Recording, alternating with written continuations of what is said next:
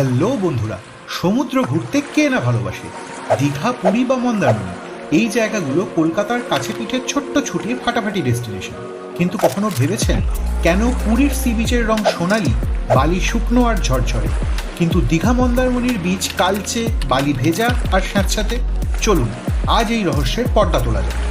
প্রথম কারণ, বিচের ঢাল। পুরীর বিচে গেলে দেখবেন সমুদ্রের দিকে যত এগোবেন বিচ তত ঢালু হতে থাকবে। এই ঢালের কারণে জোয়ারের জল সহজেই নেমে যায়, ফলে বালি দ্রুত শুকিয়ে যায়।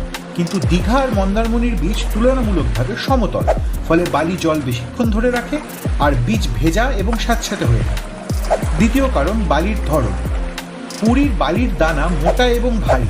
এই মোটা দানার মাধ্যমে জল সহজেই চুইয়ে নিচে চলে যায়, তাই বালি দ্রুত শুকিয়ে যায়। আর দীঘা মন্দারমণির বালি অনেক সূক্ষ্ম, পাতলা, কোথাও কোথাও আবার কাদার মতো। ভাটার সময়ও এই সূক্ষ্ম বালি জল ধরে রাখে, তাই জোয়ারের পর বালি পুরোপুরি ভিজে থাকে। তৃতীয় কারণ, ঢেউ আর হাওয়া। পুরীর সমুদ্রে ঢেউ জোরালো, হাওয়াও তীব্র। এই শক্তিশালী ঢেউ আর বাতাস বালিকে দ্রুত শোকাতে সাহায্য করে।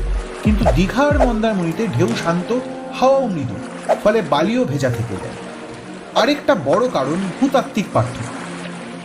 পুরীর সমুদ্রে বালি মূলত তৈরি উপকূলীয় পাথর আর খনিজ থেকে, যেগুলোতে কোয়ার্টজ বেশি। এই কোয়ার্টজ বালিকে হলুদ আর ঝরঝরে করে। অন্যদিকে দীঘা মন্দারমণির বালি নদী থেকে আসা কাদা আর জৈব পদার্থের মিশ্রণে তৈরি হয়েছে। এতে আয়রন অক্সাইড বেশি, যা বালিকে কালচে আর চটচটে করে তোলে। তাহলে আশা করি বুঝতে পারলেন ঠিক কী কারণে পুরীর গোল্ডেন সি বিচের বালি হয় সোনালি আর শুকনো, কিন্তু দীঘা মন্দারমণির বালি কালচে আর ভেজা। তবে দুটো জায়গায় কিন্তু বাঙালির ছুটি কাটানোর প্রিয় ঠিকানা। তাহলে আপনার প্রিয় বিচ কোনটা? পুরী, দীঘা না মন্দারমণি? কমেন্টে জানান। আর ভিডিও পছন্দ হলে লাইক, শেয়ার আর সাবস্ক্রাইব করতে ভুলবেন না। পরের ভিডিওতে